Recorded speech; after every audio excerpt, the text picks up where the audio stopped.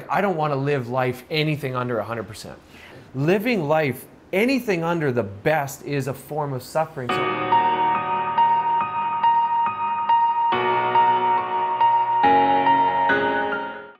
He's like, your song was the song that helped me come out as gay, and I listened to it every single morning.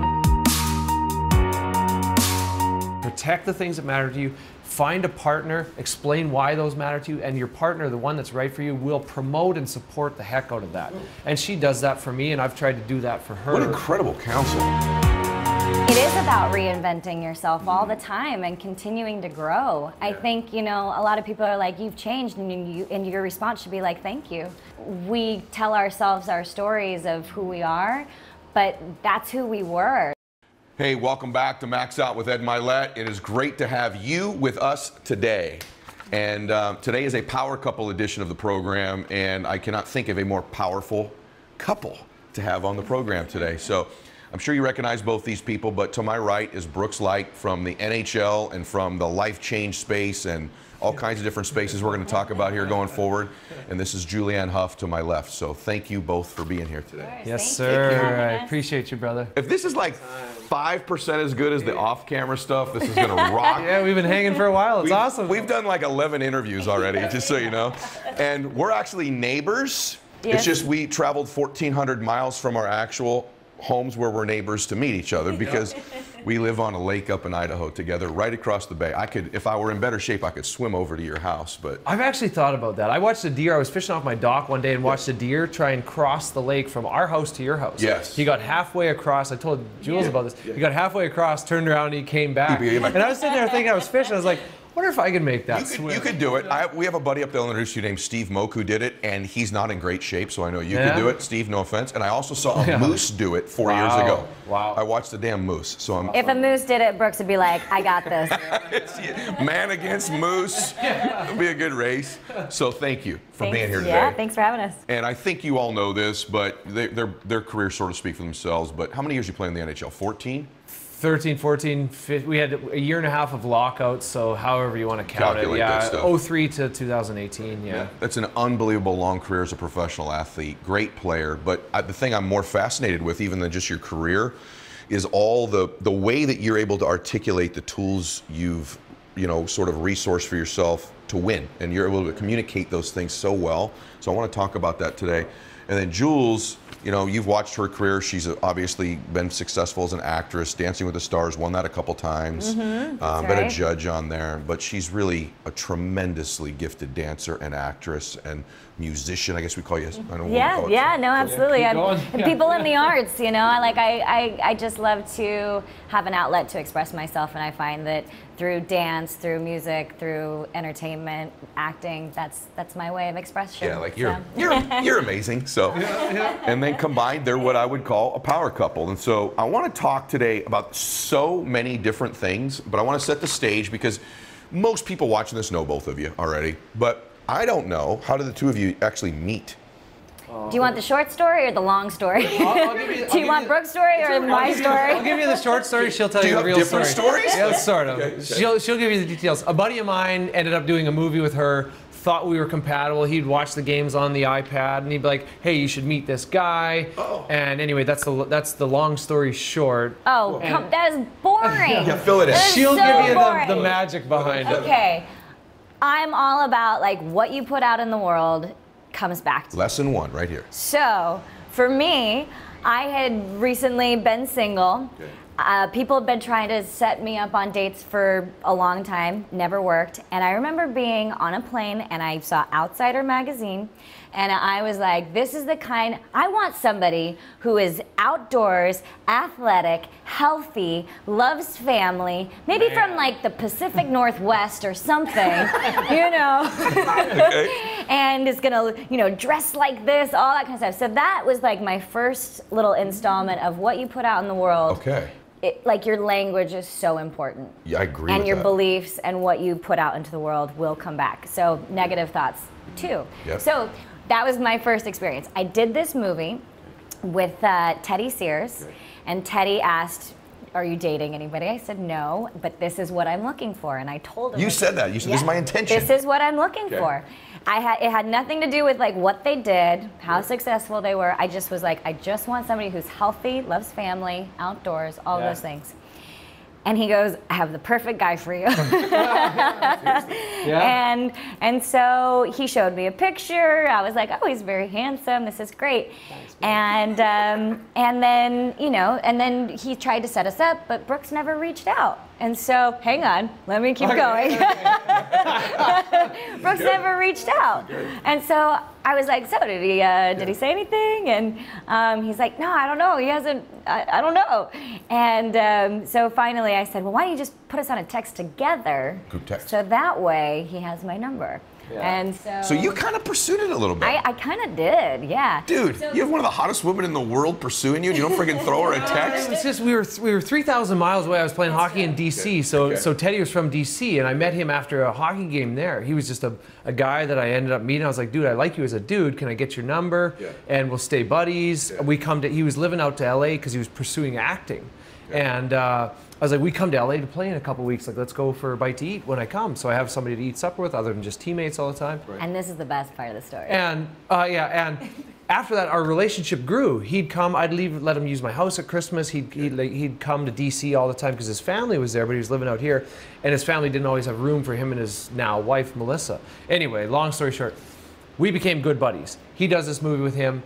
He used to try and get me to come to LA after every season. He's like, come to LA, he'd send me pictures of dolphins from his kitchen. Pretty nice. And I'm like, dude, I gotta go home. I got nieces, nephews, I gotta go home, see my friends, people. And I was like, what are you gonna do to set me up with some starlet out there like the Juicy Fruit girl? Because that was the only like Hollywood person I knew was this. She was a Juicy Fruit girl. She did a commercial, which is sassy. You should watch this. If you haven't seen it, I was 19 years old. Watch this commercial. I remember that commercial. Juicy Fruit. Yeah, and then he said, dude, you're never going to believe it. I got a movie with the Juicy Fruit girl. Come on, brother. Come on. Yeah. Yeah, so what she's talking about manifesting or Why putting was this things not part of your initial story, by the way? This is like the story. Well, So that's what I'm saying, what you put out there. So when he saw this Juicy Fruit commercial, when he was in, you know, DC, he was like, man, where do I meet a girl like that? It's so sassy. Have you seen the commercial? Yeah, I have. Yeah. And then sure enough, It's just good. he married the Juicy Fruit girl. It's sexy. You got that Juicy Fruit. And I got, So wait a minute, you're on the text. What happens after the text? I called her the next day. Okay. And you know what? Too many guys stress out about like, oh, what am I gonna say? I got home, I was driving, I was like, I don't have anything planned to pick up the phone, and I dialed it. Yeah. Just so that I could be authentic and not have, I was like, hey, what's up? And I think you were driving. I was driving. I was she's like, hey. hi. I was like, hey, I'm just calling you. What's going on? What are you doing? And that's how we started talking. We talked for like 2 hours or something. And I didn't have a plan. I think too many guys try and plan that and try and be cool and suave. I didn't know what I was doing. I called her. We vibed it. We talked about Coeur d'Alene.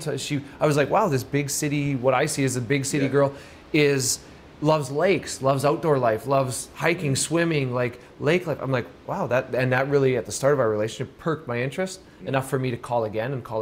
We started FaceTiming, and then 6-7 weeks later, she came out to DC to visit. The first time we actually met was at the airport.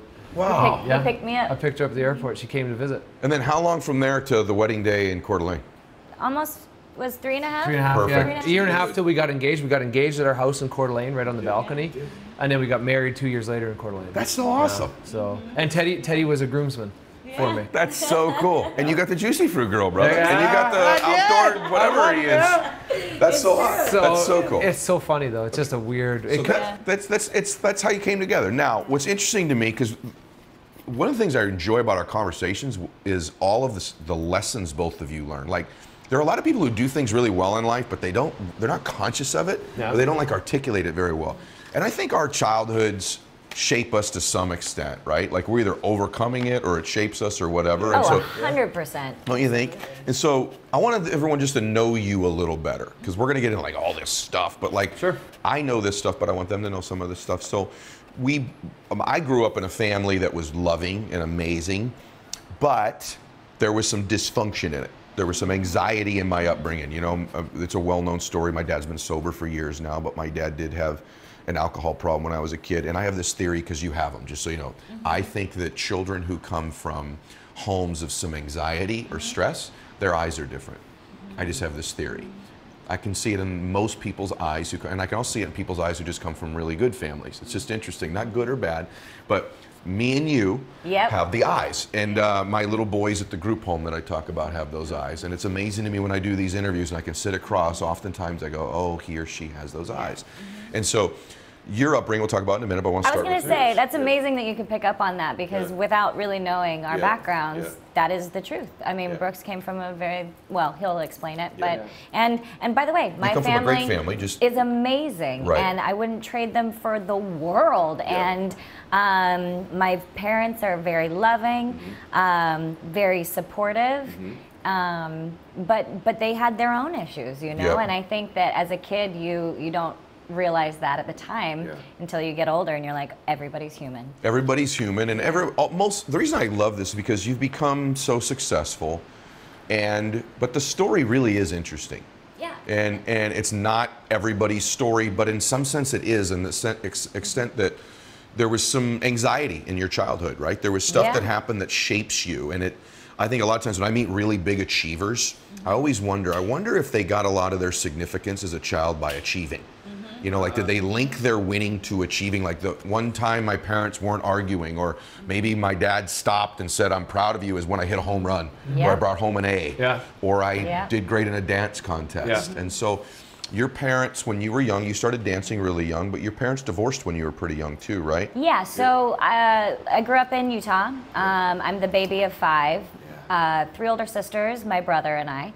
And it's funny that you say that, because I've realized that I'm such a competitor.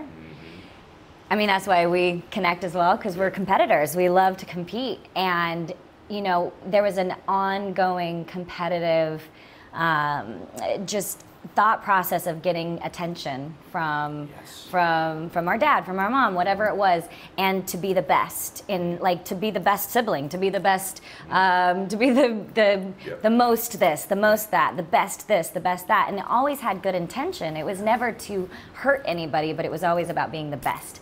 And so even to this day, my struggle is if I'm not winning, I feel like I'm losing. And so that is a constant reminder to me that progress is the actual fulfillment. Wow, that's wonderful. And so, you know, like, yeah, that was a big thing that I had to actually discover recently. But those things are what drove me, and that basically gave me the ability to compete, to have ambition, to have drive. So I wouldn't, again, trade them for the world. They happened for you, not to you. 100%. But isn't it interesting, like, some of the things that, like, make us the most successful, if we're not careful, they're also the things that can cause us some of our greatest pains sometimes. And so you don't want to ever lose your desire for significance, your desire to win and compete. But attaching our worth or our happiness to it can sometimes be an issue, right? So did you and Derek both, I think, when you were little, actually moved away to, like, London when you were young, like really young, right? We did. So when I was 10 and my brother was almost 13, that was when our parents were getting divorced. And, you know, our older sisters were either getting married or moved to Nashville. They were that much older, okay. They were a little bit older. And so, you know, it was an opportunity for us at the time to go to London for a couple months and train in ballroom dancing, since we had, like, this competitive fire in us that apparently these coaches from London saw in us at our studio in Utah. And it would give my parents 3 months to kind of, like, sort out their divorce, and then we would come home. Well, 3 months turned into 5 years for me. Oh my goodness. And 8 years for my brother. And so, oh my God, I did not know that. You know, we go big, or we don't go home. So, whoa! Wow. Yeah. So the first little bit, you know, I was 10 years old. I was the most independent, just firecracker you've ever met. Sassy as all hell. Like, I was 7 years old, you know, moving my hips. My parents were like, "What is this?" You know, because I'm a dancer. So, but they embraced it and had me go to this place to explore that rather than tell me no. So I was very grateful for my parents to give me that opportunity. Unfortunately, you know, my mom woke up every day crying and going to sleep crying, because she was like, I'm struggling. My kids are over there. I want them with me, but this is an incredible opportunity for them. And, you know, there were struggles for sure being in London that definitely taught me a lot of lessons that at the time Gosh, were such a young probably age. very hard for somebody at 10, 10 years old It's to go insane. through. It really is. But like I went from having this like incredibly loving, supportive, just nurturing mother to Shirley Ballas, who is just this feisty and like very, very tough woman. Did you say Ballas? Yes. Is she related to the dancer Ballas? Yeah, Okay. So Corky and Shirley Ballas and their son Mark, we lived with their family in Got London. it. Okay. And so when we were there, I was able to go from one method of teaching a child, which was my mom, and like this nurturer and this lover and cheerleader of like, your poop does not stink. Right, Like right. Our you're mom's great. you're Right. amazing. Right, right. That's moms. Like Right, yeah. everything is great. To then like my coach, my dance coach, which was like push, push, push, push, push. And at the time, I'm a teenager, 10 years old, going through my teens, going through all sorts of emotions Amazing. and transformation. And, it's not my home, it's not my family, it's Right. not my environment, but it taught me, just work ethic, passion, drive, and Oh my gosh, are you kidding me? Of course it did. but then it also switched. There was something that happened between my family and this family that we lived with that I had this sense of proving myself. Yeah. I had to be the best. I had to prove myself, and I had to win. So I would go through things that were maybe not a good thing That's such a. to, things that maybe weren't necessarily the best for a 13-year-old at the time, but to me, it didn't matter because I knew where my end goal was and I kept going. Obviously now, like, I see some things that Yeah. should have shifted and shouldn't have happened, but I now see the benefits of them.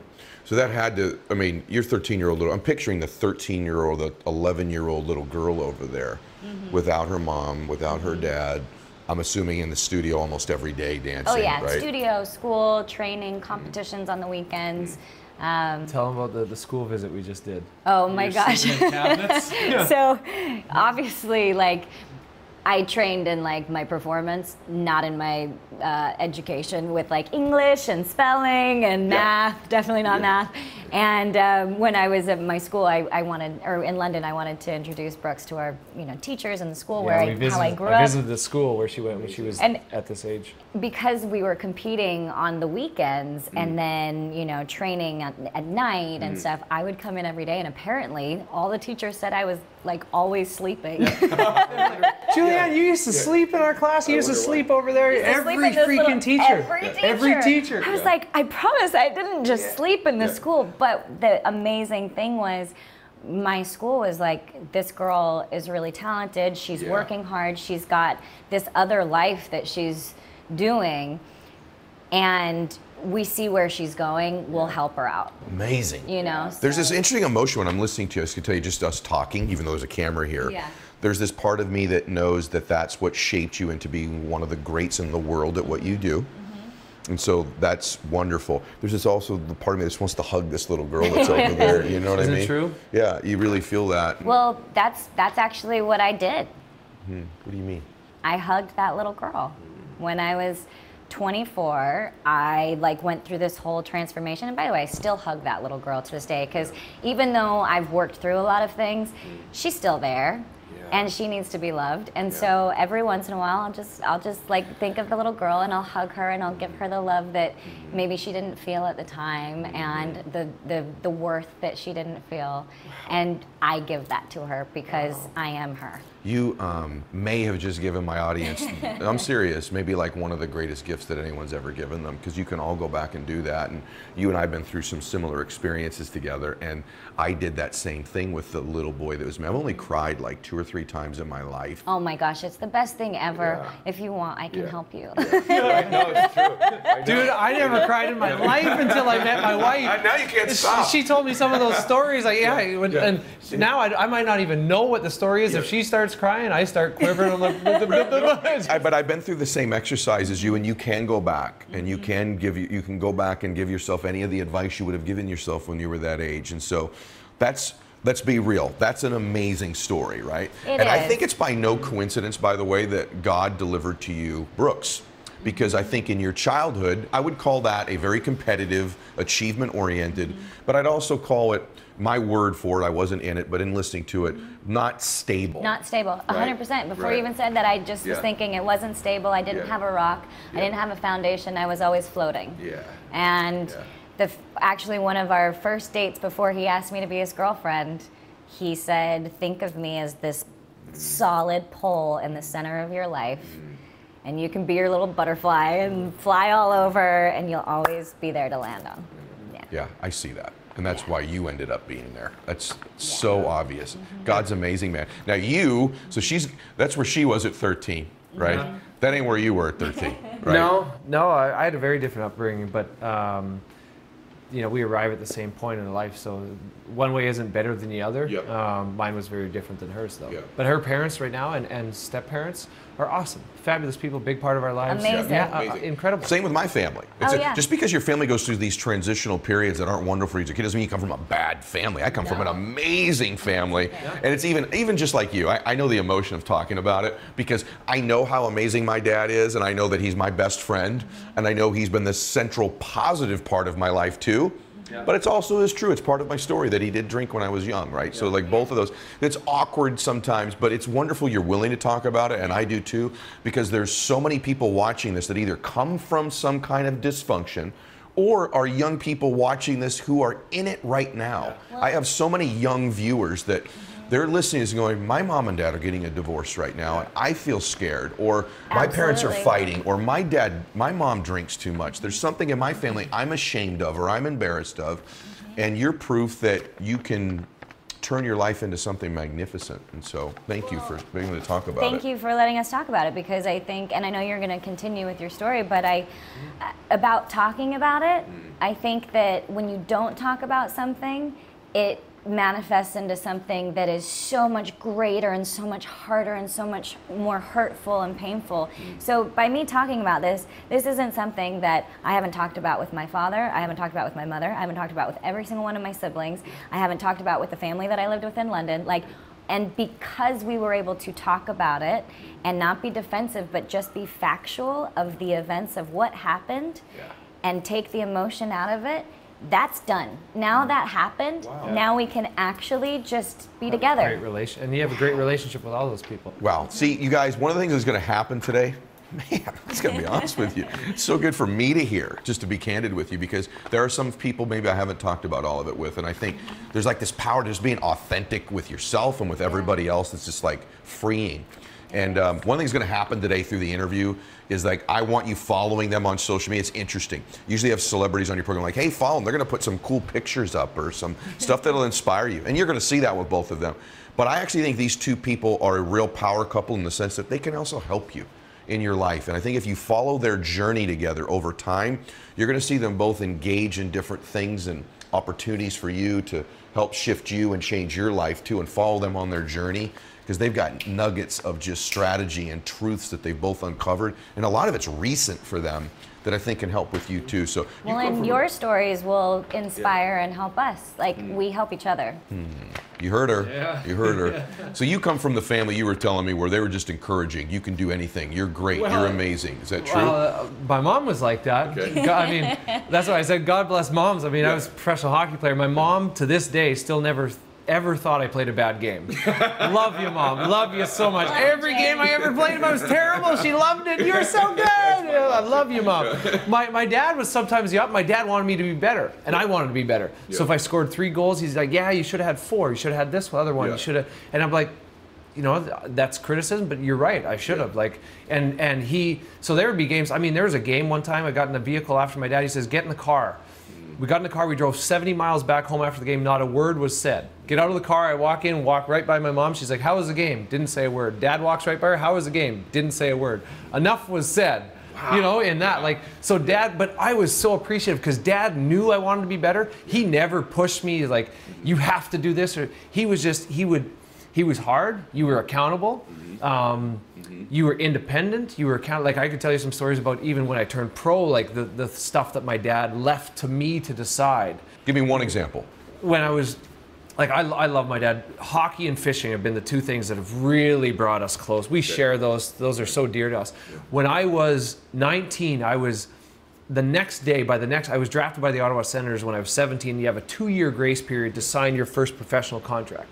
And the night before the deadline's at 3 p.m. the next day. The night before, my dad's on a fishing trip up north in Saskatchewan. And I talked to him. There's no cell phones back then. This is like 2001. And I'm like, Dad, he calls me from a landline, whatever. I'm like, Dad, they're not even close to the number that my agent says we can get. We wanted, I'll just tell you the numbers, whatever. You can look it up. It's 800,000. They were at 650,000. My agent's saying we can get 800,000.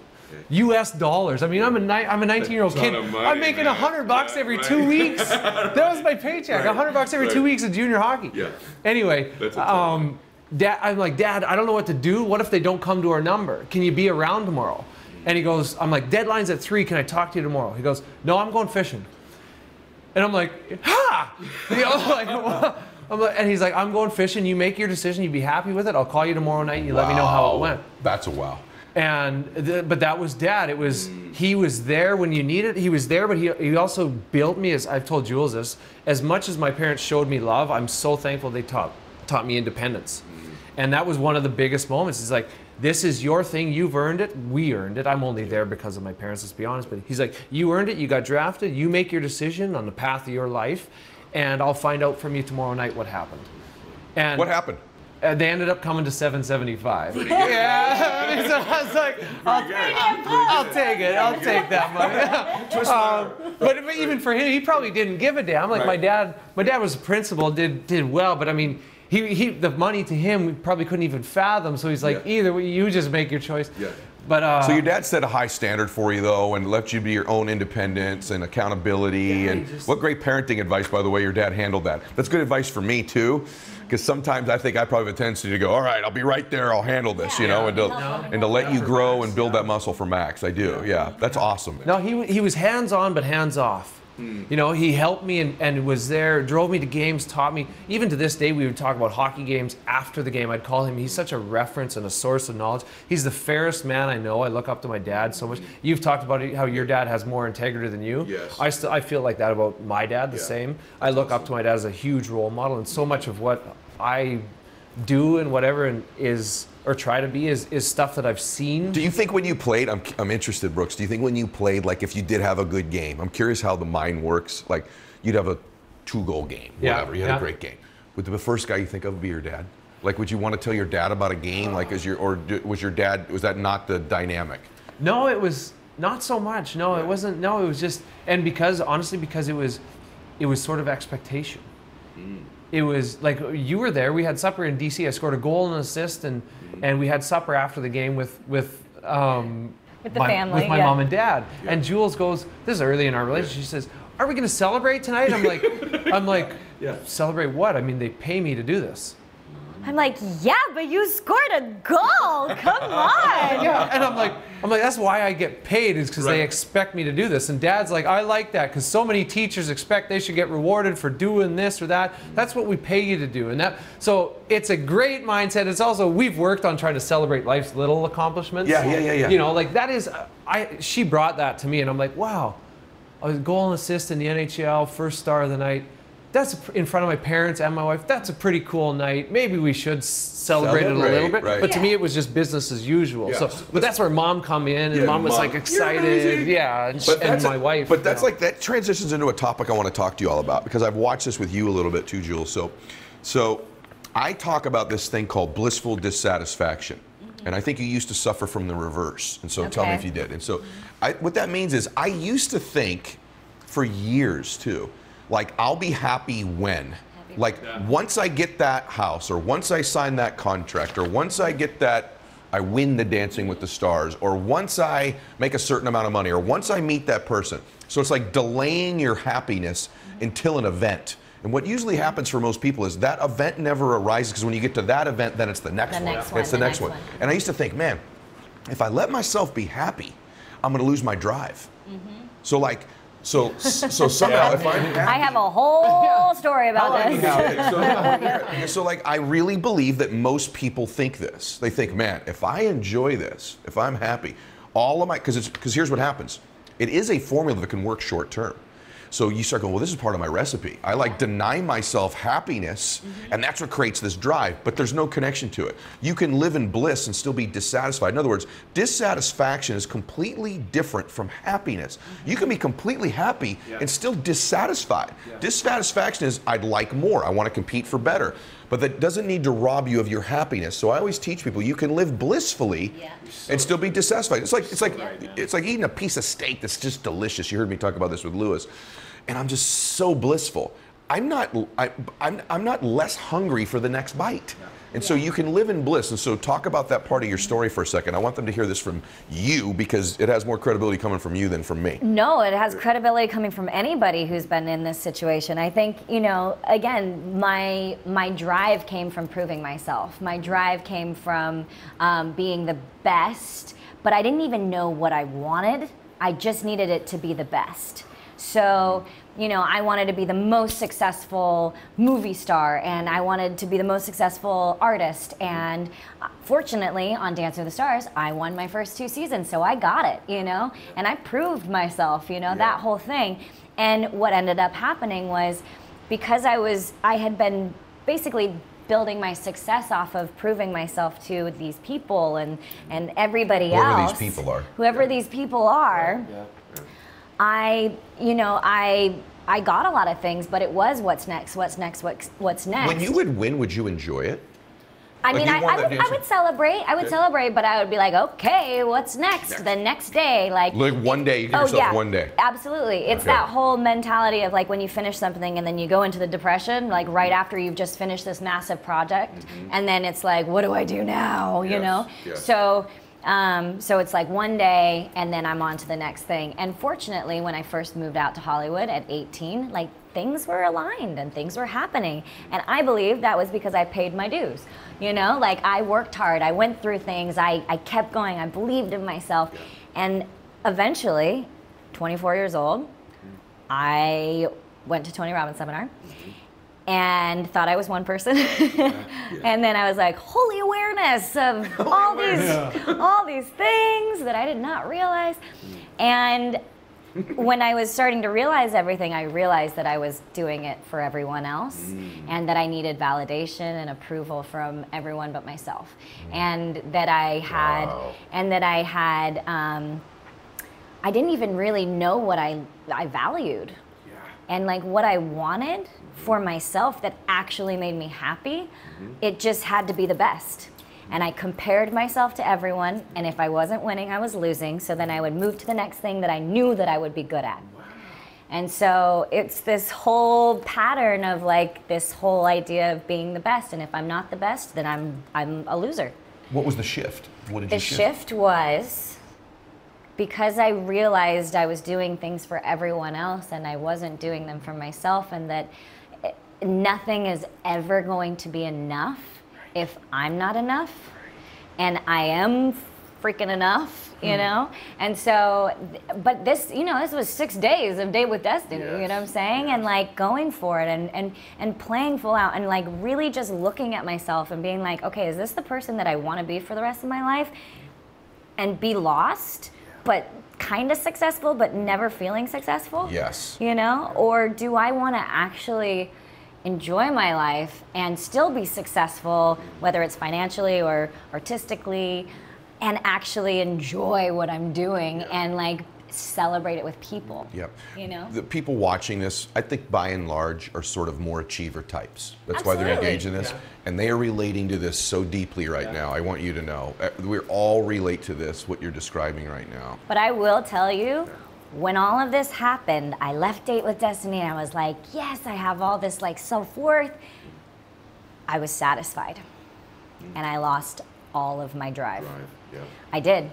And it for like a few months, like almost a year, I was like, holy shit, like what am I gonna do? Like at first I was like, babe, I'll just move to DC. Well, we met the day after she finished this. We met the day after, and then she found love in her life, and she struggled. She told me, she's like, I'm struggling with drive. I'm happy.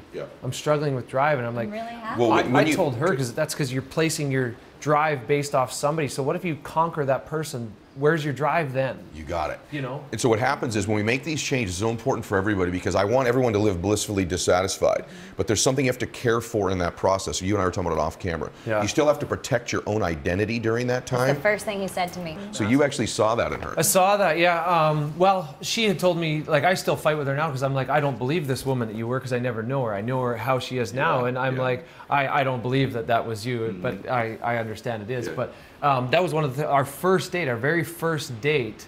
I told her, I was like, because we were both in interesting pockets in our life of creating the life we want, of being single and free and building pillars and foundations of our life. And I said, find the 3, 4, whatever little thing, the things that matter to you the most, and protect those. Put that space out and protect those, and they're yours, because I had been through this before I had met her. About 18 months before I met my now wife, before I met Jules, I called my mom one day and I said, Mom, give it to me straight. Am I a different person now than I was 2 years ago? And she goes, what do you mean? I'm like, just tell me honestly, am I different now? Because I was struggling as a person.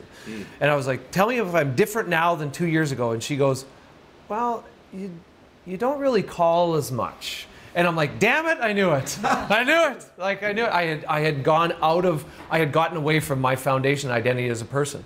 That day, I made some massive shifts in my life. That was a pivot, a big pivot in my life, made massive shifts. And I went quiet, I went silent. I just started building things in my life that I enjoyed.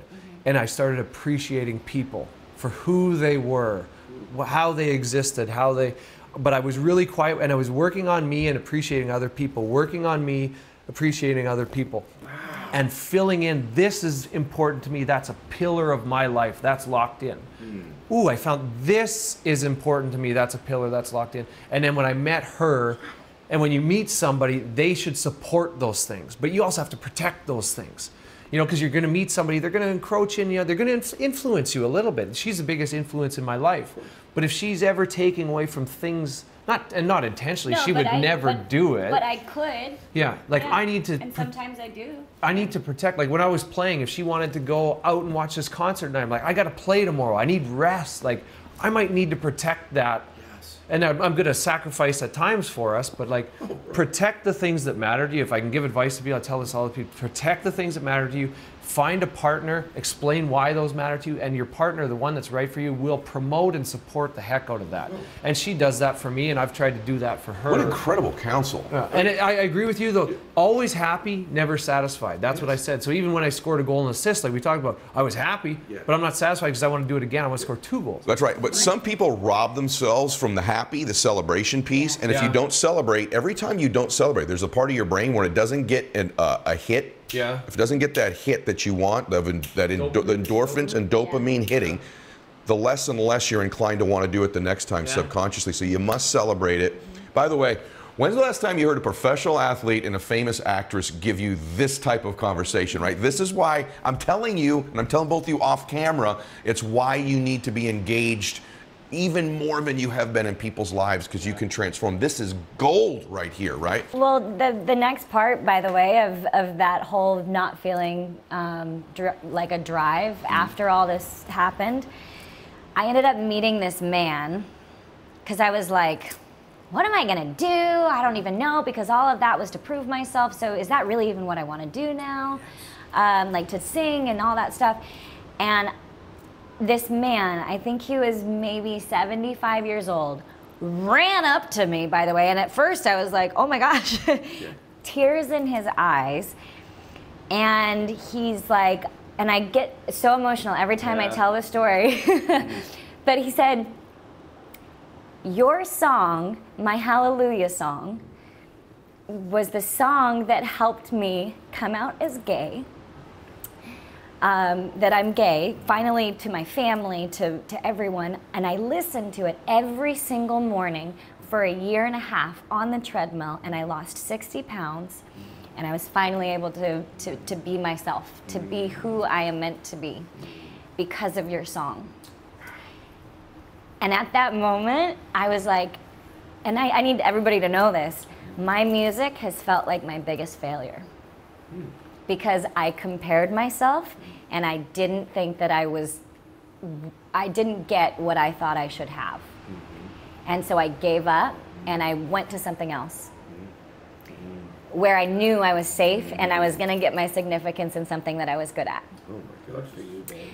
And so, I know I cry right now thinking about it, but when he said that, the first thing that came to my mind was, wow, my biggest failure was the biggest success in this guy's life. Oh my gosh, it's so good. And like, I know I'm crying, but So good. Like I said, she makes me cry. When she cries, like it Makes me cry. My heart beats the same. and so for me, I was like, wow, like I have so much more impact to give.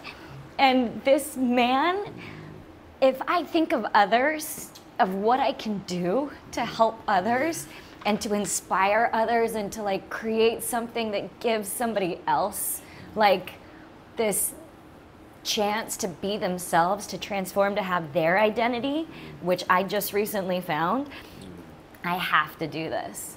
And so that was a huge shift, and I found my purpose again. And I found more of a purpose rather than just approving myself for my success. And so it's still, you know, it's still an up and down battle and struggle of like, you know, what should I do? Is this the right thing? All that stuff. It's a constant thing that you think about. But when I come back,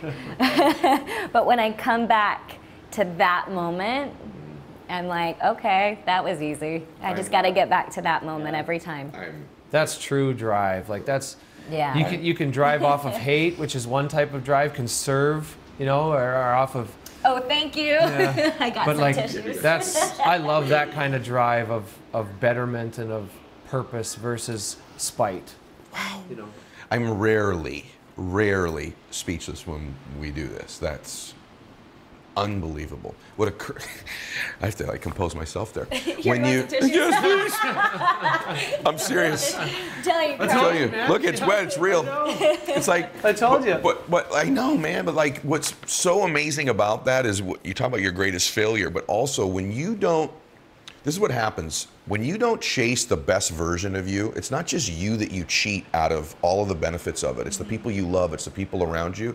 But it's the people you don't even know. We were talking off camera about the effect being in this could be for you, right? And so it's all the people you don't realize you're not affecting because you didn't chase the best version of you, because you didn't use your natural giftedness to its max out capacity. It's all the other people whose lives you impact. And for some of you, you're like, well, I can't sing like she sings. You have no idea the amazing things, the wonderful gifts you have, that if you'd stop cheating the world out of half-assing those gifts and you maxed out those gifts, the difference you'd be making with your special gifts and other people's lives, people you haven't even met, man, I'm telling you, you'd be after it like you can't believe, because that's who gets cheated when you don't chase the best version of you, when you don't max out your gifts. so true. So true.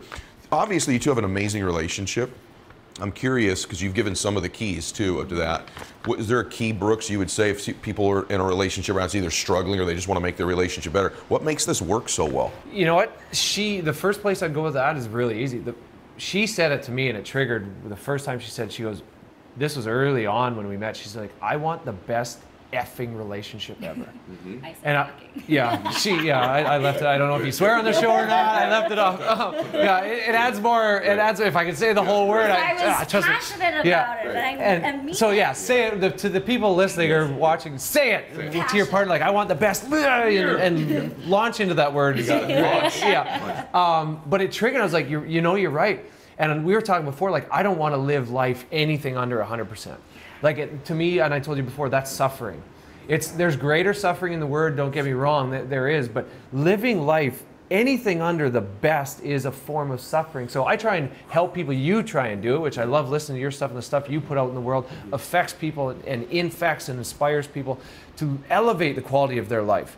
And we do that with our relationship. So even on the way here, man, we were listening to your podcast. We stopped it because we kept pausing it, and we're talking about our relationship and about like, and even after this, we sat in your driveway for like 10 minutes talking about our relationship and stuff because we want the best.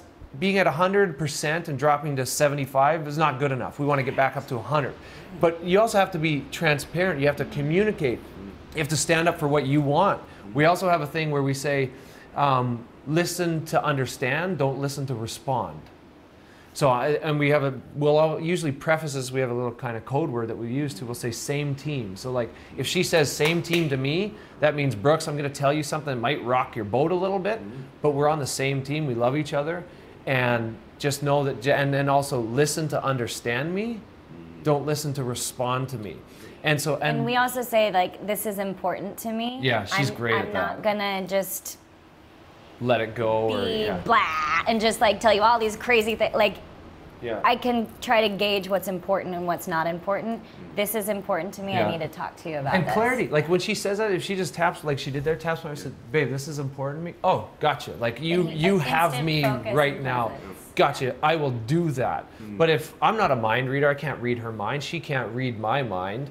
And so I think sometimes people just leave it up to that. And also today we were talking about taking the power in your relationship. So if something isn't going right, or is maybe you're just disconnected a little bit, I'm going to take the responsibility for that. That it's my job to... That it's my job, not wait for them to spark me, or I'm going to take the responsibility for that. Even if it's I'm wanting something from that person, I'm going to take the responsibility. And we talked about that, about both of us wanting to be like that, so that we're never expecting the other person to do it.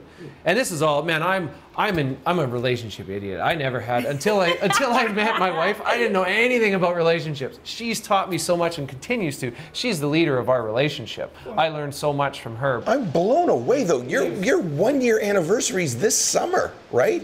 Yeah, but that'll be our 5-year together anniversary. Yeah, but so 1 year. I've never. I just be honest with you. There's so much there. Like, sheesh. Like, this is why I want you two doing more of this. Okay, this is important. Like this, just so you know, this isn't normal. What you're talking about, it's extraordinary. Okay. But what you just said there's like one really simple thing. You set a standard for the relationship. What's interesting is we set standards in our lives for all kinds of different things, but most people don't do that in a relationship. You just kind of go into it and have one. Yeah. So that's suffering, man. To me, that's something. We like that's part of the reason why we do open source some of our relationship and share it, is that I've had people talk to me like, thanks to you, I got out of a relationship because I want true love. I want somebody that just rips my world open.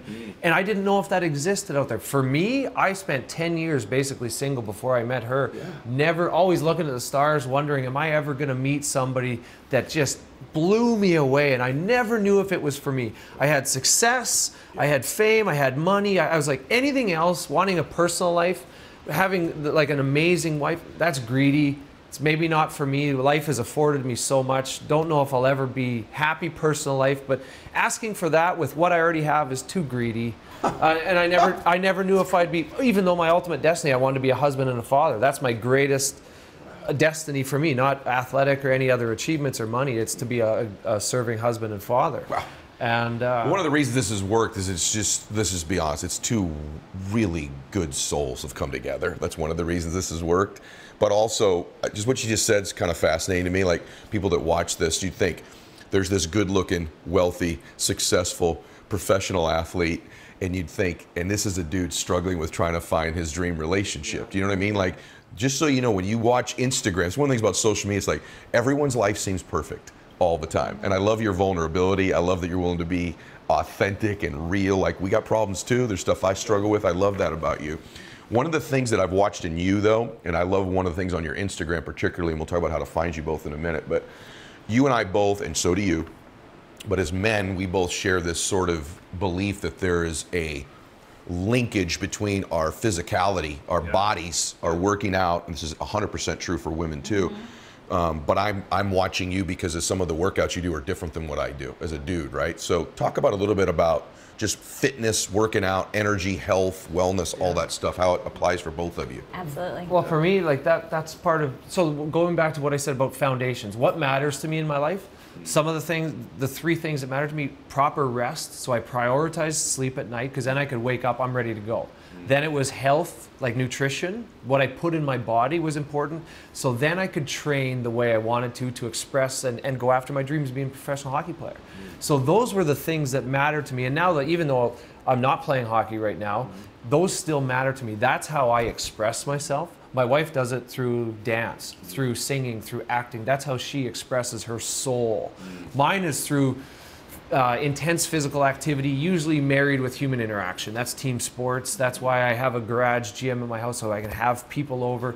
Yesterday, Lewis came over, worked out with me, and then my wife made us a beautiful breakfast afterwards. I mean, life is good, man. Like, isn't that good living? But that's how I express myself. That's when I'm my most alive. That's when I'm my best version, my best husband to my wife. That's when I'm my most creative, my most grateful, my most giving.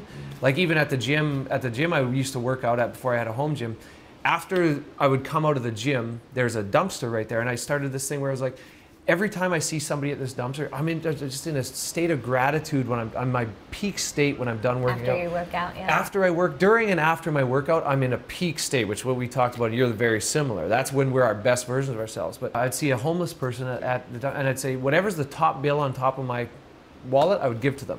Whatever the top. Whatever it was. And it was kind of just like a little lottery. Like someday it'd be like, Right. if it was $1, Right. I'd try and give them a couple more. But someday it'd be 100, and I'd be like, oh, Yeah. like it's 100. Someday it'd be a 20 or a 50. But How wonderful. it was after, and that's when I really realized, wow, this needs to stay in my life because I'm my best version. Like if I walked out of the gym, I might not do that to this homeless person before. Yes. You know, but this puts me in a different state. This elevates me. Sometimes with my wife, it's meditation. Yes. For her, you know, so she can tell you more about that. But that physicality, that's how I express my soul. Yes. I need it. Yes. And then I can carry on with my And I think one thing about that, I'm that way too. I think most people will find if they'll move their bodies, you're going to find a change of state.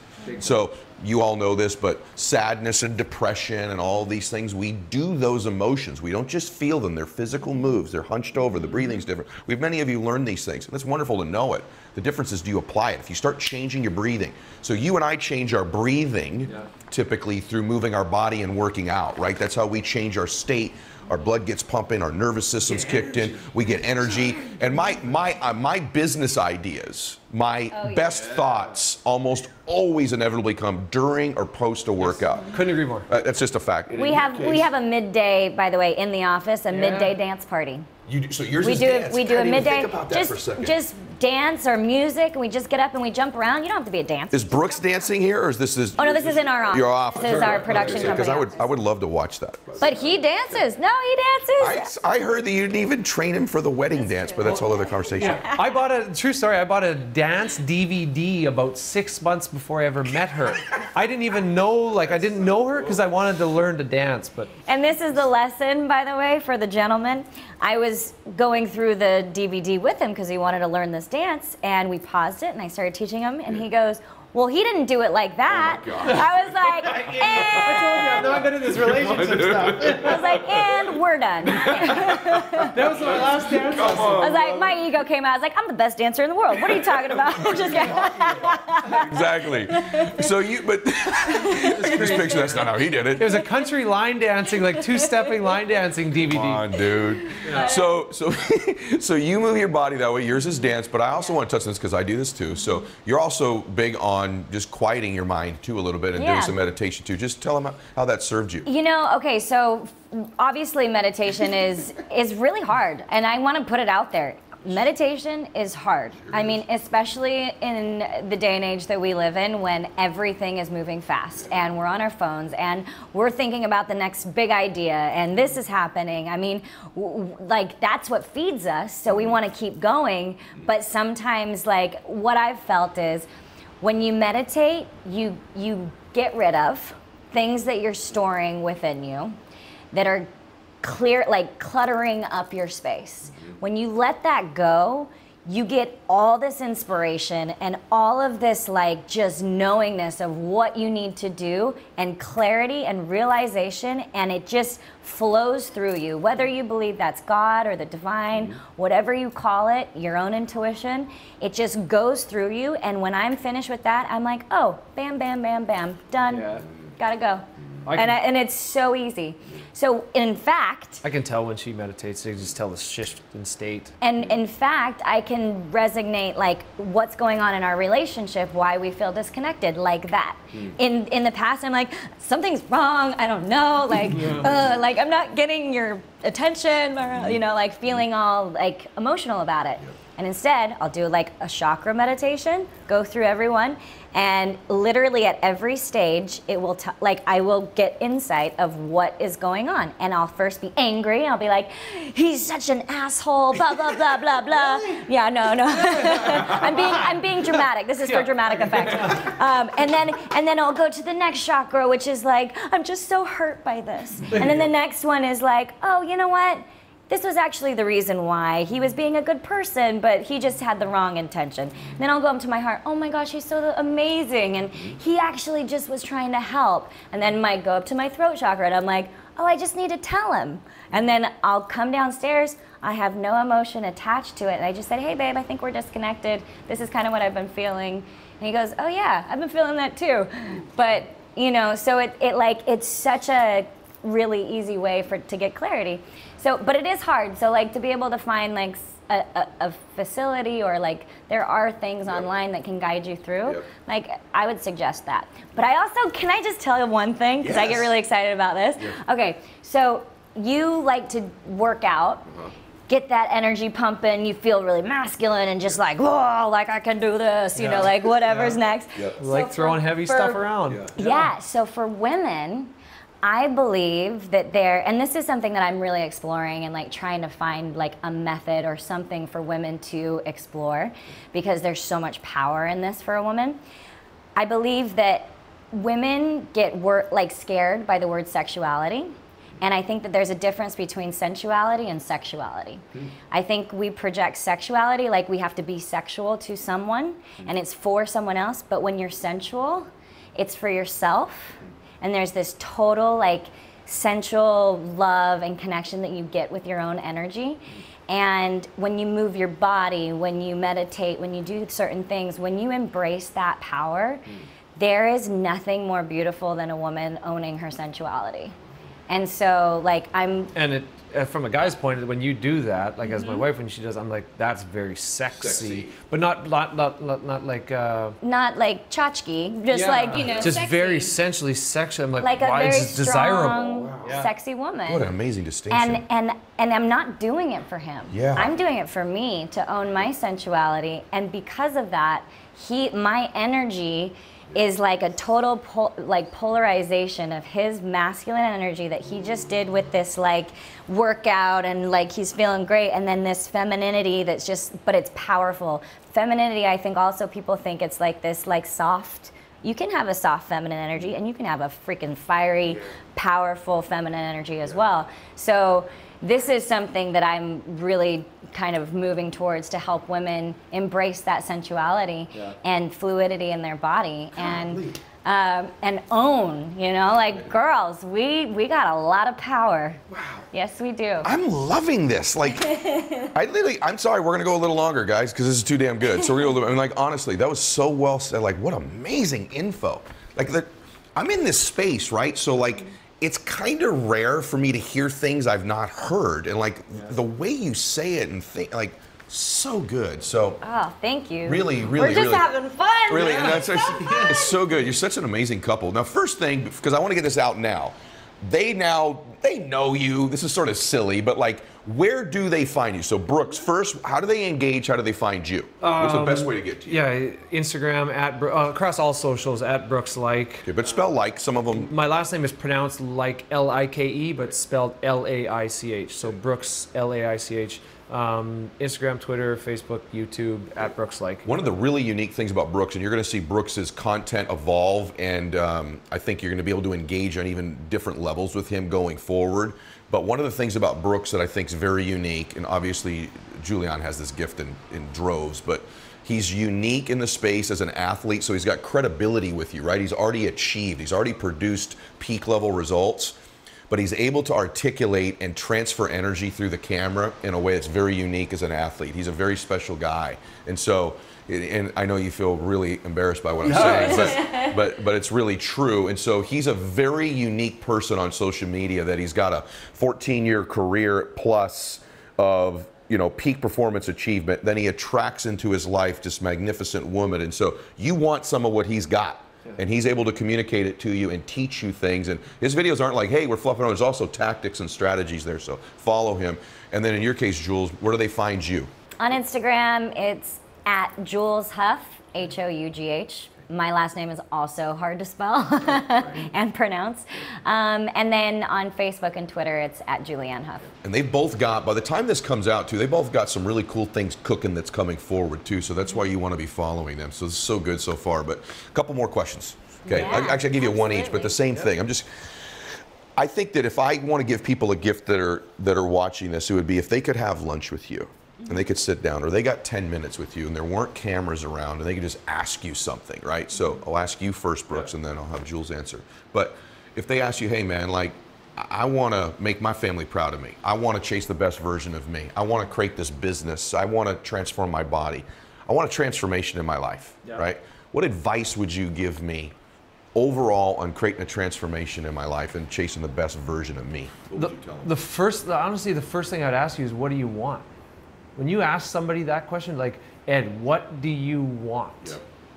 You, and people give you a little sheesh. No. You, just you, Yep. in your life. And sometimes it takes a while for people to get the courage to get it out. And to get clear, huh? And Yeah. get specific. It's Yeah, very like, general too much. Yeah, tell me exactly what you want. Yeah. Okay, you want it? Why do you want that?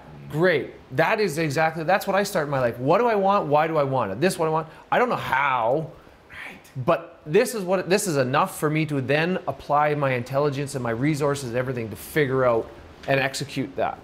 But you need to know first, man. You need a target before you can release. If you're pulling a bow, you need somewhere to shoot it before you let it go. So I like asking people that question, what do you want at your core? Yes. Don't BS me. I can see through that. If you're taking up 10 minutes, you got 10 minutes of my time, let's go, let's get to it now. Yeah. And then everything else is a distraction. Everything that doesn't lead to this exact thing that you just told me is a distraction. Even though you might like it, maybe it's part-time, maybe get rid of it. As Tony says, burn the boats. Yeah. You know, like my parents had that conversation with me at the supper table. Like, what if you can't be a hockey player? Like, Dad was a principal. He's like, you should have an education in your back pocket. I'm like, Dad, I'm gonna be a hockey player. And he's like, well, what if you don't? What if you hurt your knee? I rehab it and I become a hockey player. And I burned the boats. I got rid of this is what I want. And I didn't know how, but when I was 14, I didn't know how I was going to make the NHL, but the NHL was already in my hands. I owned it. I owned it. It was mine. My friends that would try and get me to drink or go to parties or smoke, still some of my best friends in my life, they were my groomsmen, but they tried to get me off that path. But I was like, you guys don't even know it. I'm 5 years away from this in the NHL. I'm 14, but I'm 19 in the NHL already. Like, I knew what I wanted. Didn't know how, but I knew what I wanted and I knew why, because it was how I was going to express it, was what I needed to do with my life. So I would try and get that out of a person, and everything else is a distraction. 100%. I posted today, I made a post. I said, the extraordinary are fueled by why, and the average are always stuck with how. And so, and what I find when I ask people that question, it's why I don't do it on the show anymore. I've had too many, even of my own guests, when I go, what do you want? And it's very vague. Yeah. It's very vague. Yeah. And so the rarest thing is to ask somebody that question, they can give you a specific, clear, compelling answer. The other thing, like you posted that today, I posted yesterday, if you're gonna have one thing in your life, you're gonna have one thing, have a magnificent obsession with getting better. Bingo. Whatever it is, whatever's like you wake up, and that's what I'm doing now. If I'm not in hockey, I'm following the flow of my life. What do I gravitate towards? Because I'm not getting paid for it, but what's my thing that I love? That's telling me where I should be. That's and then correct. Have a magnificent obsession with improving that. Yes. And it will find a way to monetize itself. You'll be successful. It really does, by the way. It really does. And your obsessions... Move towards your curiosities and your obsessions. Your obsessions become your possessions. You're going to possess what you're obsessed with. And here's the issue for most people. They're obsessed with their fears. They're obsessed with what they're worried about. Yeah. They're obsessed with what other people think about them. They're obsessed with all of these things, and you end up possessing these things. You said earlier, and I fully believe, that we are so much more capable. Yes. Than we even know. There's so much. There's even in you. I mean, you've been uber successful in your life, and man, you're just starting to scratch. Like there's so much left, and my wife too, and me, like people, we're doing well, and a lot of people are doing well, but we are so much more, and it just fires me up and lights me up to even think, like, just ripping that open. What does that even look like today? Even that thought, like, think bigger. My wife is great at this. She challenged me at this. She thinks so big. And sometimes I'm like, that's not even, you want like, you want a spaceship with a hot tub and a yard? Like, I don't know what you want here. Like, I don't even know where we're going here. Come back to Earth a little bit. So good. But like, we think big like that. Elon Musk and I, we get it. It's awesome, though. Just because it's going to pull you higher, and you need to get. Like you are, I just believe, man, that people are life can be so much better. You're so much more capable. Just sink your energy and your time, your intensity, your passion into it. Everything else is a distraction. Dude, you're firing me the heck up right now. Fun. I'm serious. And by the way, and like, You just want to move though? yeah, I kind of want to like punch, slap, go do something big with you right now. But like, but what's interesting about that? Just and I'm gonna let Jules wrap things up on that. But like, I just want to tell you all this too. Like, watch what we're doing to each other here. The other thing I want you to see, amping each other right, is up. I want you to find mentors and friends who could stretch and move and motivate you, not just always validate you, not just always make you laugh. Hey, bro, good to see you. I have tons of friends like that. People say, oh, drop your friends. No, you don't have to drop any friend in your life. But you got to add people who stretch you and push you and get you to visualize and inspire you, right? Like that's part of the formula. And if you don't have them, you got to do it yourself for now, but still be seeking out those people. So, well, and they, people always say that, like with like celebrities, oh, people are always being the yes man, but we have yes men in our personal lives too. So like that is exactly what you said, and it's like, it's not just celebrities, it's everybody. Like we have yes men all over the place. Yeah. Like, stop validating me, tell me what to do. Like, just actually like call me out. There should be some friends you have where like you got to clean up the house before they come over, man. Like you should have some people like, hey, there's some still people you want to have your A game for in your life, right? So this is unreal. I'm just telling you straight up. Like I'm like, this is unreal. I feel so blessed. But I want to finish with you. So it's hard to add to any of this. I know it is. But you've had all this experience. You've traveled the world. You had this amazingly unique childhood.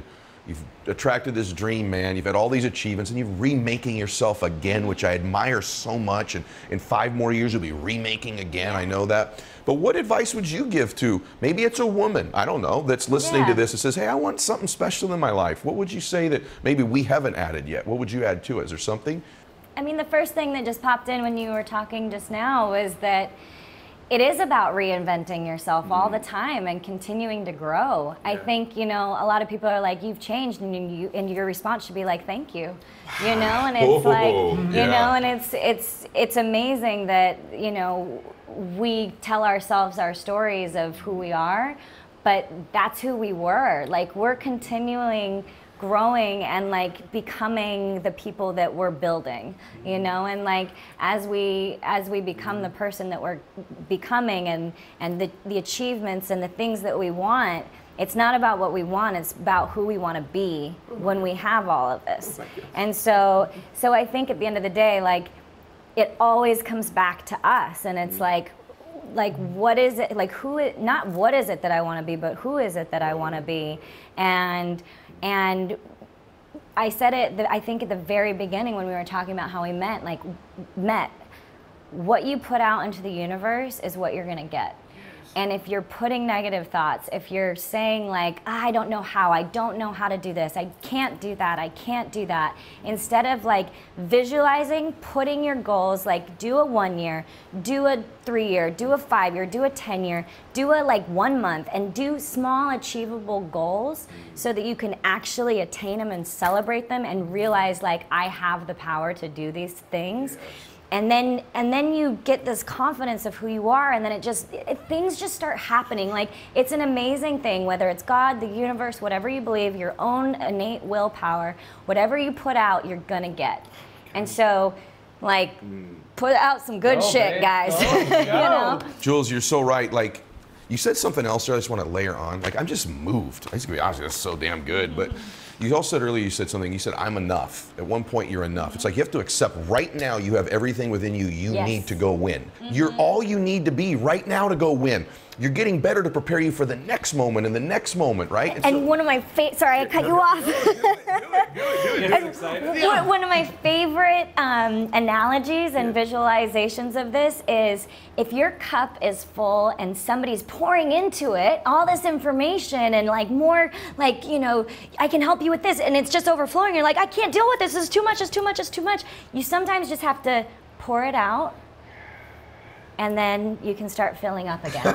You know, it's like you know what you know right now, and that's great, and that's going to get you to that next step. But once you're there, pour that damn cup out and start over, you know? And it's like all this new information comes in, and then you're able to actually download it and receive it. So good. Were you going to say something on that? Sorry, I get excited. We do a lot of like creative planning stuff in our garage, and it was actually, we were talking about this the other day because she was helping me with the next stage of my life, my reinvention.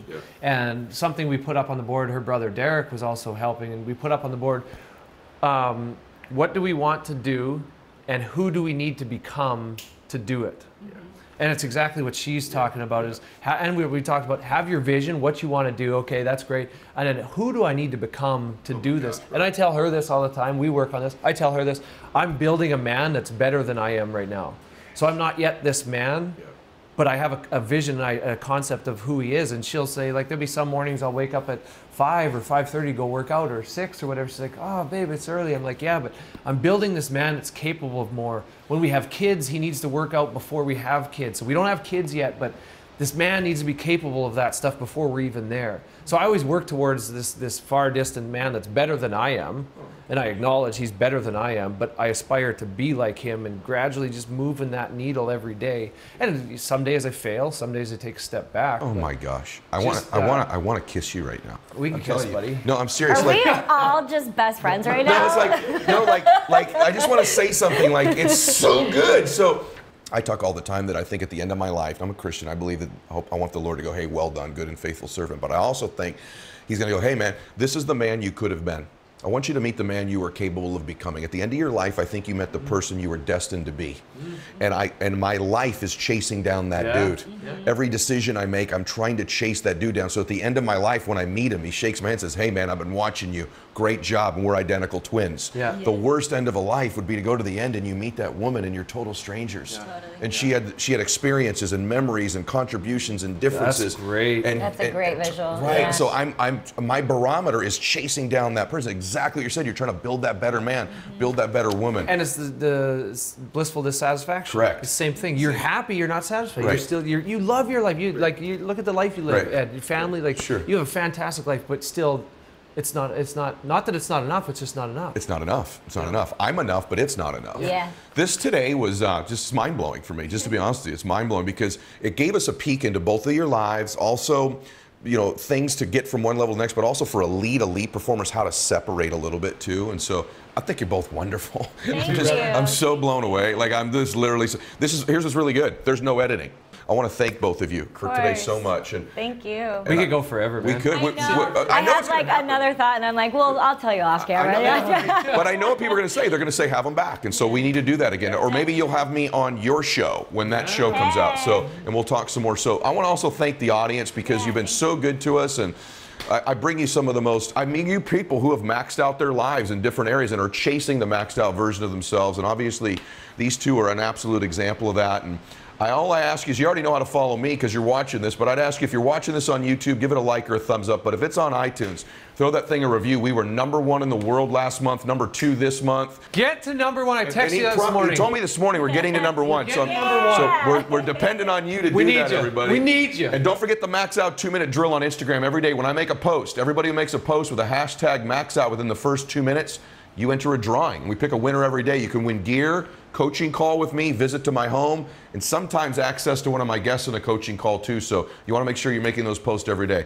God bless you. I'll be one of those for your winners. He just offered, so you can get access to Brooks. Wow, that's huge, brother. So make your post. Thank you for that. Thank you for today. God bless and Max Out.